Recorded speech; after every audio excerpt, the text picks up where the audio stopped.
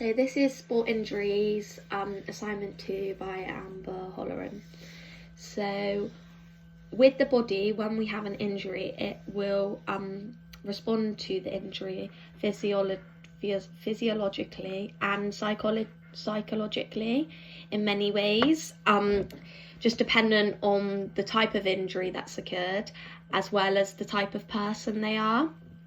So physiological responses, they happen naturally within the body, and they normally happen in order to prevent any further injury from happening. So first, what happens if an injury occurs is it causes damage to the tissue. So the first sign we will see from this damaged tissue is a lot of inflammation and other symptoms, which will be pain and discomfort, indicated normally through body language of the person. Signs and symptoms, like I said, are obviously the indicators that the body is injured. And inflammation within this process can last for around 10 minutes to 10 days. It just depends on the severity and obviously the type of injury, because obviously a bruise isn't going to inflame as much as like a sprained ankle, for example. So as a response to these signs and symptoms, the damaged tissue will then go through the inflammatory process, which will occur in which the damaged tissue then releases chemicals, aiding the process of recovery. So chemicals will be released from this damaged tissue in order to help aid the healing process. So this increases the amount of fluid at the damaged tissue area, and it then provides protection to the damaged tissue, as the increased fluid means that there's limitation of movement and function around the damaged area. So it obviously can protect it and prevent any other harm happening to this area that's now weakened. So then the blood vessels will then dilate, and this allows an increased blood flow to the weak, damaged area, and then this can aid the healing process, because obviously all the nutrients can help build up the muscle again and get it back working, if it is a muscle injury. In this case it is. So the muscle may feel hot, so this is an indication of the increased blood flow, and look red, as obviously the increased blood flow process gives off heat, and the damaged area turns red due to the increased blood flow at this area. So an example that relates to the blood flow at a damaged tissue would be a hematoma. So there are two types, intramuscular and intermuscular. So an intramuscular hematoma is where the muscle does not allow the blood to escape, causing swelling to occur, which can last up to 48 hours. These are normally caused by ruptures. So obviously a rupture is quite a severe injury. So due to this injury, the fibres within the tissue are disrupted, and bleeding blood, the blood from the tissues that are ruptured, they then confine within the tissue, and this creates a lot of pressure, which can cause discomfort for the athlete, and also you will see a lot of inflammation, and then blood must be broken down within this area, hence why it's so severe. But because it's trapped, obviously it's going to take a longer time because it can't spread over a wide surface. And then an intermuscular hematoma is where bleeding occurs in between the muscles, outside of the tissue or blood vessel, due to damage to the muscles, fascia and nearby blood cells. So instead this will cause more bruising and swelling to occur, but these are less severe than obviously the intramuscular hematomas, because blood is able to be distributed through the body. Therefore, injury is not being so bad, and injury may last 24 to 48 hours, and obviously is going to be very painful and uncomfortable, with at first a lot loss of movement, but the muscle function will return a lot more quicker, obviously because that blood flow can be distributed a lot more easily. So then you go on to the repairing phase that then occurs right after an injury. So then what happens is the collagen fibres due to injury increase within the muscle, And then once this process may occur, coagulation happens, known as the clotting mechanism. So what happens is blood will change from a liquid substance to a gel substance, forming a blood clot which seals the end of the damaged blood vessels so that no further blood plasma can escape into the surrounding area. What happens is then platelets from the blood will then stick together and then they will seal over the wound. So this then forms a plug over the damaged area. Fibrin is then formed within the blood clot, enabling it to become more stable. Fibrin then replaces the collagen that was within the blood clot. And then after the injury, after this clotting mechanism, the formation of scar tissue may form, which is most likely, and this can take 7 to 21 days. The duration of this phase will depend upon obviously the size and where the injury is within the body, and obviously the type of tissue involved, because some tissues are smaller than others. So how scar tissue forms are the area underneath the damaged tissue. Fibroblasts move to the site of injury, in which they aid the healing of the trauma. The fibroblasts will cover the damaged tissue and form collagen, the primary resource to building scar tissue. Then over time, the collagen fibres will form parallel lines in order to form a bridge across the wound, as well as strengthening the area.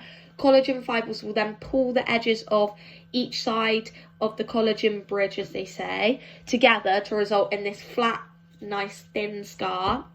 Scar tissue is a lot weaker than normal tissue. So therefore, if a load is applied too early or too heavier to this area, during maybe the rehabilitation process with return to sport, then scar tissue will obviously remain, and then injury is more likely to occur. But scar tissue is helpful as it does aid the healing process. So early mobility and stretching enables the collagen fibres to realign so that scar tissue can be moulded correctly to require the length and provide enough support and strength to obviously build that area back up to its normal state again. Also, an injury can have a psychological impact on an athlete as well as physiological, like we said before. So with initial reaction to injury, an athlete may worry and think, will I ever actually play again? Or maybe how long will it put me out for? Obviously this is quite a natural feeling, and all these signs show signs of stress and anxiety which the athlete obviously may experience. Another factor that obviously may cause stress to the athlete with an injury is obviously thinking about financial income. Maybe if they have a family, this could quite worry them, as they obviously don't know where their money is going to be coming from. And they might be obviously stressing because they might be told that they can never play again, or for the time that they're out. And obviously a lot of these factors are very worrying for someone who's obviously had an injury and they know now their career could be on the line. Also, the incident may have not been their fault, and obviously this may cause frustration for the athlete because it's kind of out of their control, like it's not like they did it to themselves. So an example may be within a rugby match, a rugby player got tackled by another player, meaning the player fell awkwardly onto their shoulder, dislocating it. Initially, obviously, that rugby player will be very annoyed as they know that the injury is going to put them out of training as well as games for some time. And then, so obviously these initial factors when the injury happens, that frustration is going to occur. And then frustration also may happen during the rehabilitation phase, as they may not feel that they're actually getting anywhere or progressing with their return to sport within this phase. So this could cause a lot of frustration. And obviously this is why it's important within the rehabilitation phase to set goals that are realistic, normally following the FIT principle, so frequency, intensity, time and type, because obviously this way the athlete can progress within small steps over the over the time, instead of a big goal, which is maybe frustrating them because they're never actually getting to it. So yeah, and then this obviously can be very demotivating if they're not actually reaching this big goal. So it's better to get small stepping stones put in, which are realistic and that they can actually reach, to keep them motivated and to keep them frustration levels down. So going on about goal setting, obviously goal setting can then be related to motivation. So athletes can become very demotivated, as I said, in the recovery period, as they may not feel like they're actually getting anywhere closer to the end target, as returning to sport feels very far away. So therefore it's like very important to set goals that you can achieve and are actually going to motivate the athlete to want to get to that end goal, to return to sport. Goals should also be recorded in order to show the client that the progress they've made, because obviously this is another aspect that can like increase the motivation of the athlete in their return to sport. Another psychological issue that can occur due to injury is the result in depression.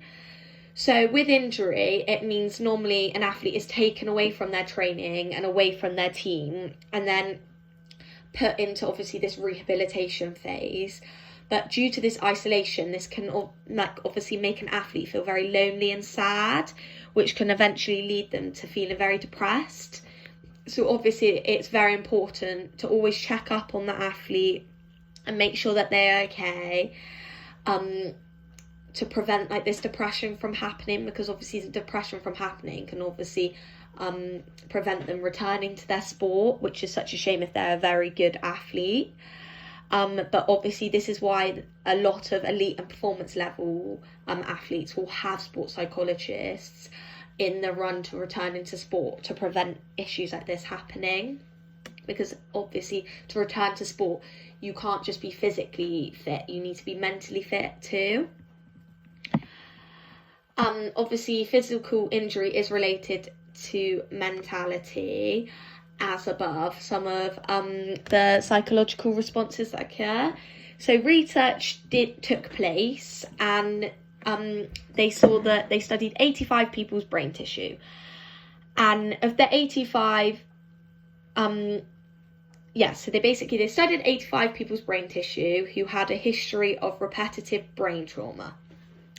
So repetitive brain trauma is basically an injury caused by it's basically a diagnosis caused by multiple head injuries time and time over again. And what it does is it affects the brain tissue and the cells, obviously within the brain, which can lead to chronic traumatic encephalopathy, known as CTE. So out of the 85 people's brain tissue that they obviously analysed, 50 of these people were confirmed to be former cases of American football players, 33 that played within the NFL and 1 in the CFL. And as before, we'd said CTE is a degenerative brain loss disorder that is linked to memory loss, depression and dementia. So obviously there we have just covered depression. So this is one of the symptoms of it.